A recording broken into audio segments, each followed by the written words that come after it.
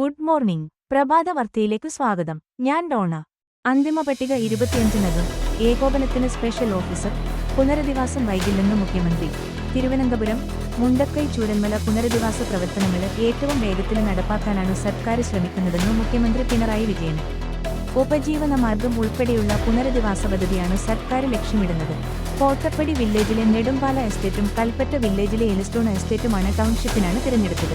എലിസ്റ്റോൺ എസ്റ്റേറ്റില് 58.5 ഹെക്ടറും നെടുമ്പാലയില് 48.96 ഹെക്ടറും ഏറ്റെടുക്കും. ഡ്രോൺ സർവേയിലൂടെയാണ് സ്ഥലം കണ്ടെത്തിയത്. ടൗൺഷിപ്പുകളിലെ വീടുകൾക്ക് പുറമെ മാർക്കറ്റ്, ആരോഗ്യ കേന്ദ്രം, വിദ്യാലയം, അങ്കണവാടി, കുടിവെള്ളം, വൈദ്യുതി തുടങ്ങി എല്ലാ സൗകര്യങ്ങളും ഏർപ്പെടുത്തും. ദുരന്തബാധിത കുടുംബങ്ങളുടെ അന്തിമ ലിസ്റ്റ് ജനുവരി 25-നകം പുറത്തിറക്കാൻ കഴിയുമെന്നും മുഖ്യമന്ത്രി പറഞ്ഞു. ശിവഗിരിയിലെ സനാതന ധർമ്മം സംബന്ധിച്ചു പറഞ്ഞ കാര്യങ്ങളിൽ ഉറച്ചുനിൽക്കുന്നതായും മുഖ്യമന്ത്രി വിശദീകരിച്ചു. മുഖ്യമന്ത്രിയുടെ വാക്കുകൾ: കിഫ്ബി റിപ്പോർട്ടിന്റെ അടിസ്ഥാനത്തിലാണ് പദ്ധതിക്ക് മന്ത്രിസഭ അംഗീകാരം നൽകിയത്. നിർമ്മാണ പ്രവർത്തനങ്ങൾക്കുള്ള കരാറുകാരായി ഊരാളുങ്കൽ സൊസൈറ്റിയെ നിശ്ചയിച്ചു.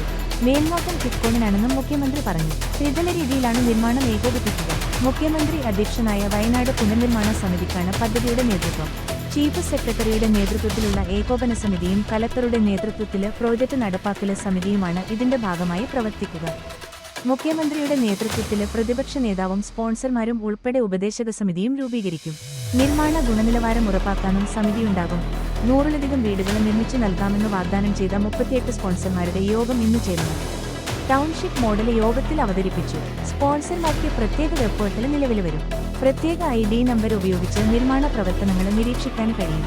പ്രതിപക്ഷ നേതാവ് VD സതീശന്, ഉപനേതാവ് PK കുഞ്ഞാലിക്കുട്ടി, രാഹുൽ ഗാന്ധിയുടെ പ്രതിനിധി, കർണാടക മുഖ്യമന്ത്രിയുടെ പ്രതിനിധി, DFI, KCBC, national services scheme, Shobha CET തുടങ്ങിയവരാണ് യോഗത്തിൽ പങ്കെടുത്തത്. പുനരധിവാസം ഏകോപിപ്പിക്കാൻ സ്പെഷ്യൽ ഓഫീസറെ നിയമിക്കുമെന്നും മുഖ്യമന്ത്രി പറഞ്ഞു.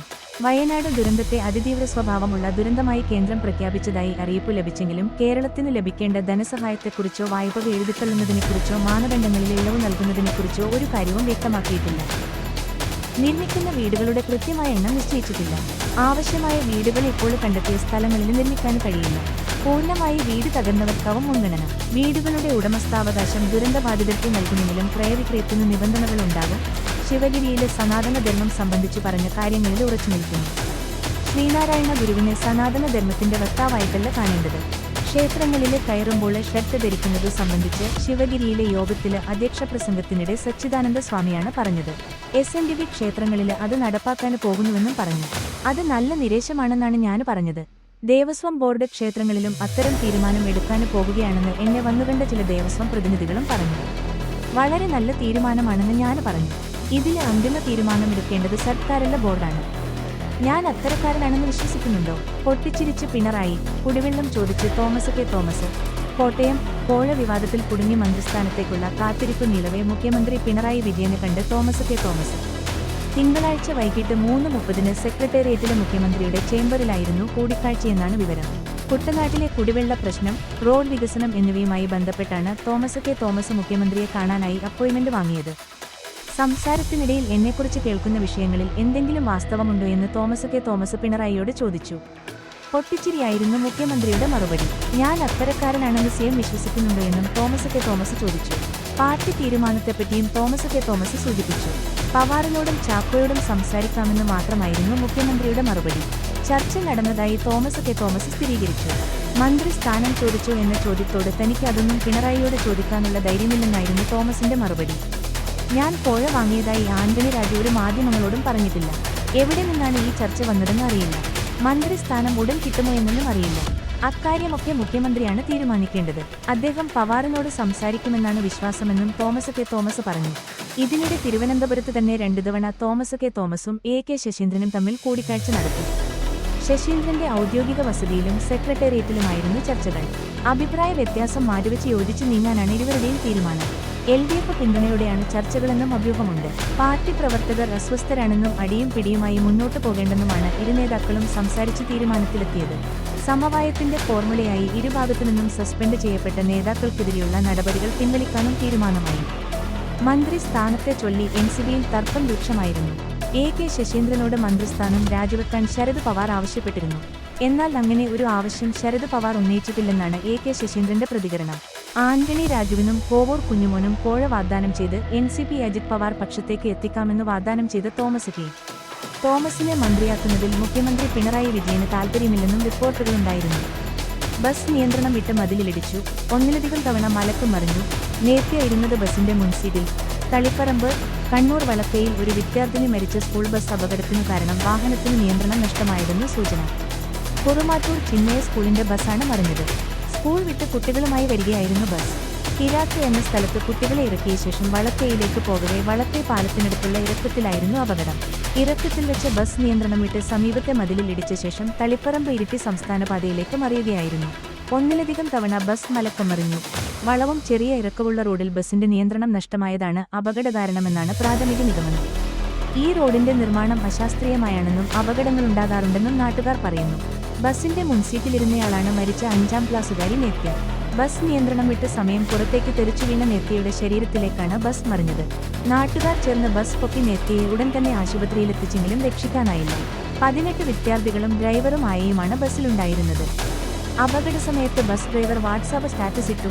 അപ്ലോഡാകാന് സമയമെടുത്തതാകാമെന്ന് വിശദീകരണം. തളിപ്പറമ്പ് കണ്ണൂർ വളക്കയിൽ സ്കൂൾ ബസ് അപകടത്തിൽപ്പെട്ട സമയത്ത് ബസിന്റെ ഡ്രൈവർ മൊബൈൽ ഫോൺ ഉപയോഗിച്ചിരുന്നെന്ന് സംശയം. അപകടമുണ്ടായ സമയത്ത് ബസ് ഡ്രൈവർ മൊബൈൽ ഫോണിൽ വാട്സാപ്പ് ഉപയോഗിച്ചിരുന്നുവെന്നാണ് സൂചന.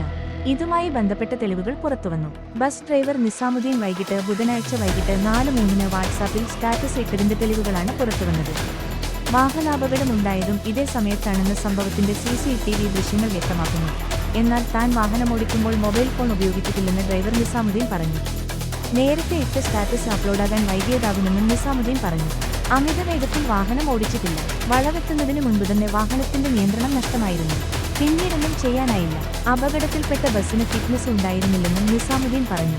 എന്നാൽ അമിതവേഗതയും ഡ്രൈവറുടെ വീഴ്ചയുമാണ് അപകടത്തിന് കാരണമെന്നാണ് ബസ് പരിശോധിച്ച ശേഷം മോട്ടോർ വാഹന വകുപ്പ് അധികൃതർ പറഞ്ഞത്. വാഹനത്തിന്റെ ബ്രേക്കിന് തകരാറുണ്ടായിരുന്നില്ലെന്നും ബ്രേക്ക് പിടിച്ചപ്പോഴുള്ള ടയറിന്റെ പാട് അപകടം നടന്ന സ്ഥലത്തുണ്ടെന്നും പോലീസ് പറഞ്ഞു. CCTV ദൃശ്യങ്ങളിലും വാഹനം അമിതവേഗത്തിലാണെന്ന് തെളിയുന്നുവെന്നും പോലീസ് കൂട്ടിച്ചേർത്തു. വാഹനത്തിന്റെ ഫിറ്റ്നസ് കാലാവധി ഡിസംബർ 29 കഴിഞ്ഞതാണ്.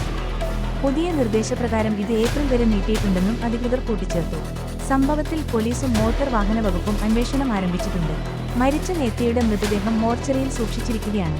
വ്യാഴാഴ്ച പോസ്റ്റ്മോർട്ടത്തിന് ശേഷം മൃതദേഹം ബന്ധുക്കൾക്ക് വിട്ടുനൽകും. ഗിന്നസ് നൃത്തപരിപാടി, വരുമാനം 6 കോടി, രജിസ്ട്രേഷൻ, വസ്ത്രം, ടിക്കറ്റ്, പണമൊഴുകിയത് ഇങ്ങനെ. കൊച്ചി നിക്ഷേപ തട്ടിപ്പുകൾ പോലെ ജനങ്ങളുടെ ആഗ്രഹങ്ങളും ആവശ്യങ്ങളും മുതലെടുത്ത് കോടികളുണ്ടാക്കാനുള്ള ശ്രമമായിരുന്നു കൊച്ചിയിൽ മൃദംഗ വിഷൻ എന്ന കമ്പനി സംഘടിപ്പിച്ച ഗിന്നസ് നൃത്തപരിപാടി എന്നതിന് കൂടുതൽ തെളിവുകൾ പുറത്തുവന്നു. മുടക്കുമുതലോ അധ്വാനമോ കൂടാതെ ഒരു കമ്പനി മറ്റൊരു ഇവന്റ് മാനേജ്മെന്റ് കമ്പനിയെ പണിയേൽപ്പിച്ച് കോടികൾ പിഴിയുന്ന തന്ത്രമായിരുന്നു ഇവിടെ നടന്നത്. സമാനമായ പരിപാടികൾ സംസ്ഥാനത്തിന്റെ പല ഭാഗങ്ങളിലും ചില ബിസിനസ് ഗ്രൂപ്പുകളുമായി ചേർന്ന് മൃദംഗ വിഷൻ ആസൂത്രണം ചെയ്തിരുന്നുവെന്നും സൂചനയുണ്ട്. കൂടുതൽ ലാഭം ലക്ഷ്യമിട്ടായിരുന്നു മന്ത്രിയടക്കമുള്ള വിശിഷ്ടാതിഥികൾ പങ്കെടുത്ത പരിപാടിയായിട്ടും സ്റ്റേജ് നിർമ്മാണത്തിൽ വേണ്ടത്ര സുരക്ഷയൊരുക്കാതിരുന്നത്. അതിന്റെ ദുരന്തഫലം അനുഭവിക്കുന്നതാകട്ടെ സ്റ്റേജിൽ നിന്ന് വീണ് ഗുരുതരമായി പരുക്കുപറ്റിയ തൃക്കാക്കര MLA ഉമ തോമസ്. സംഘാടകർക്കെതിരെ ജാമ്യമില്ലാ വകുപ്പുകൾ ഉൾപ്പെടെ ചുമത്തി കേസെടുത്തതിനു പുറമെ സാമ്പത്തിക തട്ടിപ്പിനും കേസെടുത്തേക്കും. വിശ്വാസവഞ്ചനയ്ക്ക് കേസ്. മൃദംഗവിഷൻ ഡയറക്ടർ ഉൾപ്പെടെ 4 പേർക്കെതിരെ പാലാരിവട്ടം പോലീസ് വിശ്വാസവഞ്ചനയ്ക്ക് കേസെടുത്തിട്ടുണ്ട്. കല്ലൂർ സ്വദേശിയായ ബിജി എന്ന വീട്ടമ്മയുടെ പരാതിയിലാണ് കേസെടുത്തത്. മൃദംഗവിഷൻ ഡയറക്ടർ നികോഷ്, ഭാര്യ CEO ഷമീർ, നടി ദിവ്യ ഉണ്ണിയുടെ സുഹൃത്ത് പൂർണിമ എന്നിവർക്കെതിരെയാണ് കേസ്. സാമ്പത്തിക ചൂഷണത്തിൽ നൃത്താധ്യാപകരെയും പ്രതി ചേർത്തേക്കും. പണപ്പിരിവ് നടത്തിയത് നൃത്താധ്യാപകർ വഴിയാണ് എന്നതിനാലാണിത്. ഇടനിലക്കാർ എന്ന നിലയിലാണ് ഡാൻസ് ടീച്ചർമാർക്കെതിരെ നടപടിയെടുക്കുക. കൂടുതൽ പരാതികൾ കിട്ടിയാൽ അതിനനുസരിച്ച് കേസെടുത്തേക്കുമെന്നാണ് വിവരം. ഗിന്നസ് റെക്കോർഡ് നേടുന്ന പരിപാടിയിൽ പങ്കെടുക്കാമെന്നും ഇതിന്റെ സർട്ടിഫിക്കറ്റ് നൽകാമെന്നും വാഗ്ദാനം ചെയ്ത് സാമ്പത്തിക തട്ടിപ്പ് നടത്തിയെന്നതാണ് പോലീസ് പരിശോധിച്ചുകൊണ്ടിരിക്കുന്നത്. നൃത്തത്തിൽ പങ്കെടുത്ത ഏതാനും കുട്ടികളുടെ മാതാപിതാക്കളിൽ നിന്ന് പോലീസ് മൊഴിയെടുത്തിട്ടുമുണ്ട്. നൃത്തപരിപാടിക്ക് നേതൃത്വം നൽകിയ പരിപാടിയുടെ ബ്രാൻഡ് അംബാസഡർ കൂടിയായ നടി ദിവ്യ ഉണ്ണി, പരിപാടിയുമായി സഹകരിച്ച നടൻ സിജോയ് വർഗീസ് ഉൾപ്പെടെയുള്ളവരിൽ നിന്ന് മൊഴിയെടുക്കുമെന്നാണ് പോലീസ് വൃത്തങ്ങൾ നൽകുന്ന സൂചന. ദിവ്യ ഉണ്ണിയെ തന്നെയായിരുന്നു നൃത്തപരിപാടിയുടെ മുഖമായി സംഘാടകർ പരിചയപ്പെടുത്തിയത്. പരിപാടിക്കു വേണ്ടി വിദ്യാർത്ഥികളെ സംഘടിപ്പിച്ച നൃത്താധ്യാപകരിൽ നിന്നും വിവരങ്ങൾ തേടുന്നുണ്ട്. 3500 രൂപയാണ് രജിസ്ട്രേഷൻ എങ്കിലും മേക്കപ്പ് അടക്കമുള്ള കാര്യങ്ങൾക്കായി 5000 രൂപ വരെ നൃത്ത വിദ്യാർത്ഥികളുടെ മാതാപിതാക്കളിൽ നിന്ന് വാങ്ങിയവരുമുണ്ട്. ദിവ്യ ഉണ്ണിയെത്തിയത് മറ്റൊരു നടിക്കു പകരം. നേരത്തെ മറ്റൊരു നടി ആയിരുന്നു നൃത്തം നയിക്കേണ്ടിയിരുന്നത് എന്നും ഈ സമയത്ത് 2000 രൂപയായിരുന്നു രജിസ്ട്രേഷൻ ഫീസ് ഇനത്തിൽ പങ്കെടുക്കുന്നവരിൽ നിന്ന് വാങ്ങാൻ തീരുമാനിച്ചിരുന്നത് എന്നും അറിയുന്നു. എന്നാൽ പിന്നീട് ഈ സ്ഥാനത്തേക്ക് ദിവ്യ ഉണ്ണി എത്തുകയായിരുന്നു. ഇതോടെ രജിസ്ട്രേഷൻ ഫീസ് 3500 രൂപയായി ഉയർന്നു. ദിവ്യ ഉണ്ണി നയിക്കുന്നതുകൊണ്ടാണ് ഫീസ് കൂടുന്നത് എന്നാണ് പല കുട്ടികളുടെയും മാതാപിതാക്കളോട് പറഞ്ഞത്. ഇതിനു പിന്നാലെയായിരുന്നു കല്യാൺ സിൽക്സിന്റെ പേരിൽ നടത്തിയ കൊള്ളയും. നൃത്തത്തിന് കല്യാൺ സിൽക്സ് ആണ് സാരി നൽകുന്നത് എന്നും ഇതിന് 1600 രൂപ നൽകണമെന്നുമായിരുന്നു പങ്കെടുത്തവരോട് പറഞ്ഞത്.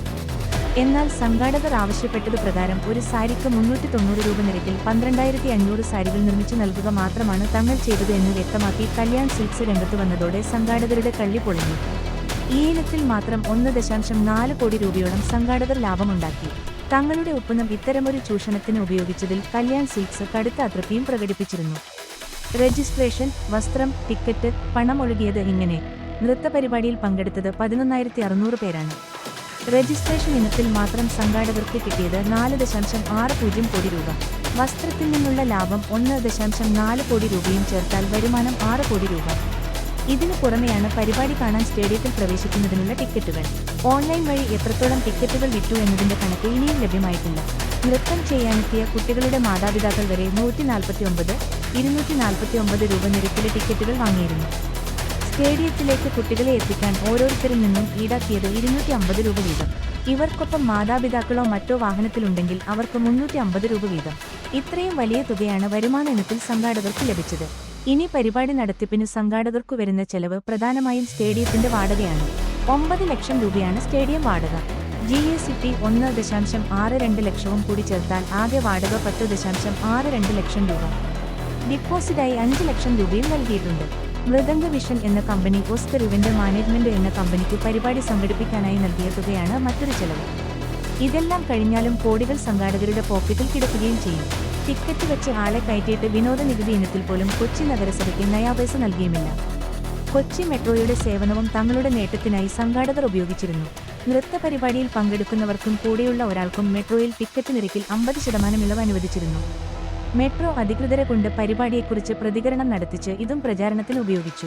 ഇത്തരം പരിപാടികൾക്ക് ടിക്കറ്റ് ഇളവ് അനുവദിക്കാറുണ്ടെന്നും മെട്രോയിൽ ആളുകൾ കൂടുതൽ എത്തുക എന്നതിന്റെ ഭാഗമാണിതെന്നും അധികൃതർ വ്യക്തമാക്കി. പരിപാടിയുമായി തങ്ങൾക്ക് സാമ്പത്തിക ഇടപാടുകളില്ലായിരുന്നു എന്നും മെട്രോ അധികൃതർ വ്യക്തമാക്കിയിട്ടുണ്ട്. യുഎസിൽ പുതുവർഷാഘോഷത്തിനിടെ ജനക്കൂട്ടത്തിലേക്ക് ട്രക്ക് ഓടിച്ചുകയറ്റി 10 മരണം, ഭീകരാക്രമണമാണെന്ന് FBI. ന്യൂയോർക്ക്. യുഎസിലെ ന്യൂഓർലിയൻസ് നഗരത്തിൽ പുതുവർഷാഘോഷത്തിനിടെ ജനക്കൂട്ടത്തിലേക്ക് ട്രക്ക് ഓടിച്ചുകയറ്റിയ ആക്രമണത്തിൽ 10 പേർ കൊല്ലപ്പെട്ടു, 30 പേർക്ക് പരിക്കേറ്റു. ഓർലിയൻസിലെ ഫ്രഞ്ച് ക്വാർട്ടറിൽ തിരക്കേറിയ ബർബൺ സ്ട്രീറ്റിൽ പുലർച്ചെ 3:15 സംഭവം. ജനക്കൂട്ടത്തിലേക്കു ട്രക്ക് ഓടിച്ചുകയറ്റിയ ഡ്രൈവർ പിന്നീട് പോലീസുമായി നടത്തിയ വെടിവെപ്പിൽ കൊല്ലപ്പെട്ടു. സംഭവസ്ഥലത്ത് സ്ഫോടകവസ്തു കണ്ടെടുത്തിട്ടുണ്ട്. പരമാവധി ആളുകളെ കൊല്ലുക എന്ന ലക്ഷ്യത്തോടെയാണ് വാഹനം ഓടിച്ചുകയറ്റിയതെന്ന് പോലീസ് പറഞ്ഞു. സംഭവം ഭീകരാക്രമണമാണെന്ന് FBI പറഞ്ഞു. കൊടിസുനിയുടെ പരോൾ. ന്യൂമാഹി ഇരട്ടക്കൊലക്കേസിൽ വിചാരണ തുടങ്ങാനിരിക്കെ കൊടിസുനി 2ാം പ്രതി. തലശ്ശേരി. TP ചന്ദ്രശേഖരൻ കൊല്ലപ്പെട്ട കേസിൽ തടവ് ശിക്ഷ അനുഭവിക്കുന്ന കൊടിസുനിക്ക് പരോൾ ലഭിച്ചത് ഇയാൾ 2ാം പ്രതിയായ ഇരട്ടക്കൊലക്കേസിൽ വിചാരണ തുടങ്ങാനിരിക്കെ.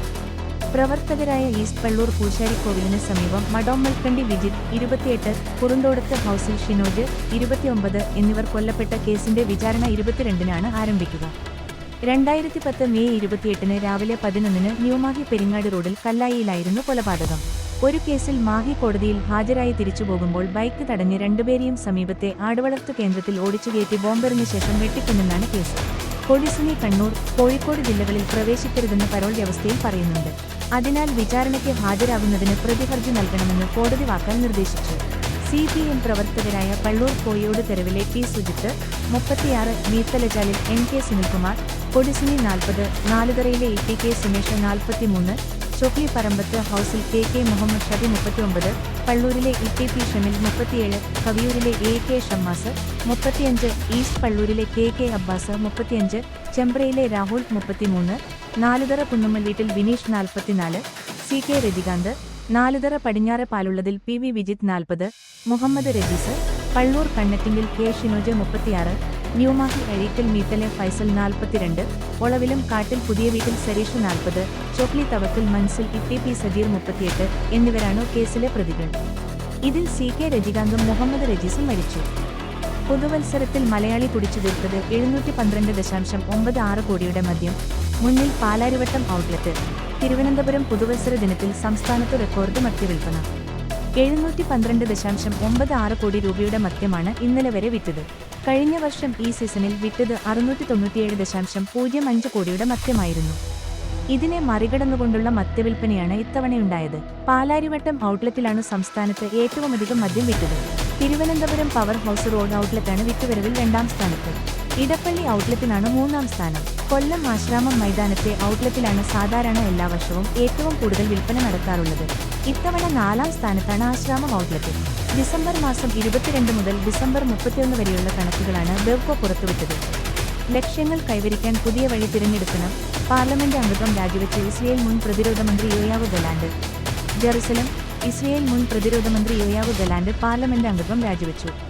യുദ്ധഭൂമിയിലെന്ന പോലെ പൊതുസേവനത്തിലും ലക്ഷ്യങ്ങൾ കൈവരിക്കുന്നതിന് വിലയിരുത്തലുകൾ നടത്തി ഒരു വഴി തിരഞ്ഞെടുക്കേണ്ട നിമിഷങ്ങളുണ്ട്, ഗലാന്റ് ഒരു ടെലിവിഷൻ പ്രസ്താവനയിൽ പറഞ്ഞു. കഴിഞ്ഞ വർഷം ഒക്ടോബർ 7-ന് ഇസ്രയേലിൽ പലസ്തീൻ സായുധ സംഘടന ഹമാസ് നടത്തിയ ആക്രമണത്തിനു പിന്നാലെ ഇസ്രയേൽ നടത്തുന്ന പ്രതികാര നടപടിയെച്ചൊല്ലി പ്രധാനമന്ത്രി ബെന്യാമിൻ നെതന്യാഹുവുമായി ശക്തമായ അഭിപ്രായ വ്യത്യാസങ്ങൾ ഉടലെടുത്തതിനെ തുടർന്ന് കഴിഞ്ഞ വർഷം നവംബറിൽ ഗലാന്റിനെ മന്ത്രിസഭയിൽ നിന്ന് പുറത്താക്കിയിരുന്നു. ഇതേ തുടർന്ന് ഗലാന്റ് സ്വതന്ത്ര നിലപാട് സ്വീകരിച്ചു വരികയായിരുന്നു. 2023 മാർച്ചിൽ സുപ്രീംകോടതിയുടെ അധികാരങ്ങൾ വെട്ടിക്കുറയ്ക്കാനുള്ള സർക്കാർ നീക്കത്തിനെതിരെ നിലപാട് സ്വീകരിച്ചതിനെ തുടർന്ന് ഗലാന്റിനെ മന്ത്രിസഭയിൽ നിന്ന് പുറത്താക്കാൻ നീക്കങ്ങൾ നടന്നെങ്കിലും ശക്തമായ പ്രതിഷേധത്തെ തുടർന്ന് നെതന്യാഹു പിന്മാറുകയായിരുന്നു. ഗാസ സംഘർഷത്തിൽ ആരോപിക്കപ്പെട്ട യുദ്ധക്കുറ്റങ്ങൾ ചൂണ്ടിക്കാട്ടി Benjamin Netanyahu, Yoav Gallant, Hamas പടത്തലവന് മുഹമ്മദ് ദെയ്ഫ് എന്നിവർക്കെതിരെ രാജ്യാന്തര ക്രിമിനൽ കോടതി (ICC) അറസ്റ്റ് വാറണ്ട് പുറപ്പെടുവിച്ചിട്ടുണ്ട്. ഇത് ചോദ്യം ചെയ്ത് ഇസ്രയേൽ രംഗത്തെത്തിയിരുന്നു. ഗതാഗത വകുപ്പ് മന്ത്രി KB ഗണേഷ് കുമാർ ജനുവരി 4-ന് തിരുവമ്പാടിയിലെത്തുന്നു. തിരുവമ്പാടി മണ്ഡലത്തിൽ ഗതാഗത വകുപ്പ് മന്ത്രി KB ഗണേഷ് കുമാർ ജനുവരി 4-ന് തിരുവമ്പാടി മണ്ഡലത്തിലെത്തുന്നു. കാളിയാമ്പുഴ ബസ് അപകടത്തിൽ മരണപ്പെട്ടവർക്കുള്ള ധനസഹായം നേരിട്ട് കൈമാറുന്നതിനാണ് മന്ത്രി എത്തുന്നത്. രാവിലെ 10 മണിക്ക് ധനസഹായം കൈമാറിയതിനു ശേഷം പ്രവൃത്തി പുരോഗമിക്കുന്ന തിരുവമ്പാടി KSRTC ഡിപ്പോയിൽ മന്ത്രി സന്ദർശിക്കും. ഡിപ്പോ നിർമ്മാണം സംബന്ധിച്ച അവലോകന യോഗവും ചേരും. സംയുക്ത ക്രിസ്തുമസ് ന്യൂ ഇയർ പ്രോഗ്രാം നടത്തി. Kodanchery united Christian forum (UCF) Kodanchery മേഖലയുടെ ആഭിമുഖ്യത്തിൽ ക്രിസ്മസ് പുതുവത്സര സമ്മേളനം നടത്തി. കോടഞ്ചേരി സെന്റ് മേരീസ് ഫൊറോന വികാരി ഫാദർ കുര്യാക്കോസ് ഐക്കുളമ്പിൽ ഉദ്ഘാടനം ചെയ്തു. മേഖലാ പ്രസിഡന്റ് രാജു ചൊള്ളാമഠത്തിൽ അധ്യക്ഷത വഹിച്ചു. തെയ്യപ്പാറ സെന്റ് തോമസ് ഇടവക വികാരി ഫാദർ ജോസ് പെണ്ണാപറമ്പിൽ സ്വാഗതം ആശംസിച്ച ചടങ്ങിൽ ഫാദർ ജോൺസൺ തേക്കടയിൽ മുഖ്യപ്രഭാഷണം നടത്തി. Kodanchery Grama Panchayat president Alex Thomas Chempakassery, father Basil Thampi, വ്യാപാരി വ്യവസായി ഏകോപന സമിതി unit president Robert Arakkal, UCF മേഖല യൂണിറ്റ് ട്രഷറർ ഷിജി അവന്നൂർ എന്നിവർ പ്രസംഗിച്ചു. Kodanchery saint Joseph's higher secondary സ്കൂളിൽ പുതുവത്സര ദിനത്തിൽ ക്രിസ്തുമസ് ന്യൂ ഇയർ ആഘോഷ പരിപാടികൾ സംഘടിപ്പിച്ചു. Kodanchery saint Joseph's higher secondary സ്കൂളിൽ പുതുവത്സര ദിനത്തിൽ ക്രിസ്മസ് ന്യൂ ഇയർ ആഘോഷ പരിപാടികൾ വിപുലമായ രീതിയിൽ സംഘടിപ്പിച്ചു. ചുവപ്പ്, വെള്ള തുടങ്ങി വിവിധ കളർ കോമ്പിനേഷനിൽ ഡ്രസ്സ് ധരിച്ചു വരികയും ക്രിസ്തുമസ് പപ്പിയുടെ വേഷം ധരിച്ചും കരോൾ ഗാനങ്ങൾ, നൃത്തം തുടങ്ങിയവ വേദിയിൽ അവതരിപ്പിച്ചുകൊണ്ട് സ്കൂളിലെ അധ്യാപകരും വിദ്യാർത്ഥികളും ചേർന്ന് ആഘോഷ പരിപാടികൾ വർണ്ണാഭമാക്കി. സ്കൂൾ പ്രിൻസിപ്പൽ വിജോയ് തോമസ് സ്വാഗതം ആശംസിച്ച പരിപാടിയിൽ Kodanchery saint Mary's forane church assistant വികാരി ഫാദർ സന്തോഷ് ചുവക്കുണ്ടിൽ അധ്യക്ഷത വഹിച്ചു. സാഹോദര്യത്തിന്റെയും സമാധാനത്തിന്റെയും പ്രത്യാശയുടെയും സന്ദേശം പകരുന്നതാവട്ടെ ക്രിസ്തുമസ് ന്യൂ ഇയർ ആഘോഷ പരിപാടികളെന്ന് അച്ഛൻ ഓർമ്മപ്പെടുത്തി. വേദിയിൽ വെച്ച് കേക്ക് മുറിച്ച് മുഴുവൻ വിദ്യാർത്ഥികൾക്കും അധ്യാപകർ, അനധ്യാപകർ എന്നിവർക്കുമായി നൽകി. സമൂഹജീവിയായ മൂല്യബോധമുള്ള മനുഷ്യരെയാണ് നമുക്കാവശ്യം. സഹജീവികളോട് സഹാനുഭൂതി തോന്നുന്നവരാണ് ദൈവത്തിന്റെ മക്കളെന്ന് ഓർമ്മപ്പെടുത്തി. മൃഗീയ വാസനകളെ ഉണർത്തി ശാരീരികവും മാനസികമായും ഉടലോടെ നശിപ്പിക്കുന്ന ലഹരിയുടെ കരാളഹസ്തങ്ങളിൽ പെട്ടുപോകുന്ന വ്യക്തികൾ കാരണം കുടുംബ ബന്ധങ്ങൾ വേറിട്ടു പോകുന്ന അനുഭവകഥകൾ അച്ഛൻ വിവരിച്ചു നൽകി. PTA president Rockachan Puthiyadath new year ആശംസകൾ അറിയിച്ച് സംസാരിച്ചു. ഒട്ടേറെ സ്വപ്നങ്ങളും പ്രതീക്ഷകളുമായാണ് നാം ഓരോരുത്തരും 2025-നെ വരവേൽക്കാൻ പോകുന്നത്. നിരവധി അനുഭവങ്ങൾ സമ്മാനിച്ച് 2024 വിട പറയുമ്പോൾ അതെല്ലാം പാഠമാക്കി നാളേക്കുള്ള ഊർജ്ജമാക്കി മാറ്റി പുതുവർഷത്തെ വരവേൽക്കാമെന്ന് ഓർമ്മപ്പെടുത്തി. School leader Emmanuel John Christmas new year സന്ദേശങ്ങൾ വിദ്യാർത്ഥികൾ ജീവിതത്തിൽ മാതൃകയാക്കേണ്ടതിന്റെ ആവശ്യകതയെക്കുറിച്ച് സംസാരിച്ചു. Assistant school leader Anitta M. Roby ചടങ്ങിന് ഔദ്യോഗികമായി നന്ദിയർപ്പിച്ച് സംസാരിച്ചു. അധ്യാപകരായ Saji J Karott, Sheen P. Jacob, Akhil Tom Mathew, Sandra Baby, Asha Mohanlal, അധ്യാപക അനധ്യാപകർ, സ്കൗട്ട് NSS വിദ്യാർത്ഥികളായ Alancy Varghese, Ashwin Suresh, Ajil V Roy, Jewel Joshi, Rayan Shabu, Alexa Saji, Abhiram T, Joel Sani, Roshan Tommy, Jeffrey Biju, Adithyan Shaji എന്നിവർ ചേർന്ന് ക്രിസ്തുമസ് ന്യൂ ഇയർ ആഘോഷ പരിപാടികൾക്ക് നേതൃത്വം നൽകി. നെല്ലിപ്പയിൽ സെന്റ് ജോൺസ് ഹൈസ്കൂളിൽ ആർച്ചറി ക്ലബ്ബ് ഉദ്ഘാടനം ചെയ്തു. കോടഞ്ചേരി പഠനത്തോടൊപ്പം കായികാഭ്യാസവും എന്ന ആശയത്തെ മുൻനിർത്തിയാണ് ആർച്ചറി പരിശീലനം ഇവിടെ ആരംഭിച്ചിട്ടുള്ളത്. മറ്റ് കായിക വിനോദങ്ങളെ അപേക്ഷിച്ച് അമ്പെയ്ത്ത് പരിശീലനം കുട്ടികളിൽ ഏകാഗ്രതയും ആത്മവിശ്വാസവും വളർത്തുമെന്ന് പ്രധാനാധ്യാപികയായ ശ്രീമതി ഷില്ലി സെബാസ്റ്റ്യൻ പറഞ്ഞു. സ്കോപ്പോ ആർച്ചറി അക്കാദമിയിലെ പരിശീലകനായ ശ്രീ മനാഫാണ് കുട്ടികൾക്ക് പരിശീലനം നൽകുന്നത്. ആർച്ചറി പരിശീലനം നെല്ലിപ്പയിൽ സെന്റ് ജോൺസ് ഹൈസ്കൂളിന്റെ കിരീടത്തിൽ ഒരു പൊന്തൂവലാണെന്ന് school PTA president Shri Wilson Tharappel അഭിപ്രായപ്പെട്ടു. കായികാധ്യാപകൻ ജിമ്മി എം.എ സ്വാഗതം ആശംസിച്ച ചടങ്ങിൽ staff secretary C Annamma, Jayamol Thomas, Shiji KJ, Jisna Jose എന്നിവർ സംസാരിച്ചു. സ്പോർട്സ് അസോസിയേഷൻ സ്കൂൾ സ്പോർട്സ് മത്സരങ്ങളിൽ നേട്ടം കൊയ്യാനും അതുവഴി ഉയർന്ന പഠന മേഖലകളിലും മികച്ച ജോലിയിലും എത്തിച്ചേരാനും ആർച്ചറി പരിശീലനം കുട്ടികളെ പ്രാപ്തരാക്കുന്നു. കോടഞ്ചേരി മൈക്കാവ് കോതപ്ലാക്കിൽ മത്തായിയുടെ ഭാര്യ അന്നമ്മ 78 അന്തരിച്ചു. പരേത വേളങ്കോട് വലിയപറമ്പിൽ കുടുംബാംഗം. സംസ്കാരം ഇന്ന് 2025 ജനുവരി 2 രാവിലെ 10 ഭവനത്തിൽ ആരംഭിച്ച് പുണ്യത്രാവുന്ന യാക്കോബായ സുറിയാനി പള്ളി സിമിത്തേരിയിൽ. മക്കൾ ലീല, ചിന്നമ്മ, സാലി, ലണ്ടൻ, എൽദോ, റീന. മരുമക്കൾ ജോർജ് കളപാട്ട്, മുറമ്പാത്തി, പരേതനായ ബേബി വായിക്കാട്ട്, കരിമ്പാലക്കുന്ന്, ജോസുകുട്ടി വണ്ടനാക്കര, കോടഞ്ചേരി, സിനോബി വെട്ടുവേലിൽ, പുൽപ്പള്ളി, റോയി പാടത്തുകാട്ടിൽ, മുറമ്പാത്തി. വാർത്തകൾ കഴിഞ്ഞു. നമസ്കാരം. വാർത്തകളും പരസ്യങ്ങളും അറിയിക്കുവാൻ വേണ്ടി കോടഞ്ചേരി മീഡിയ അഡ്മിന്മാരെ ബന്ധപ്പെടാവുന്നതാണ്.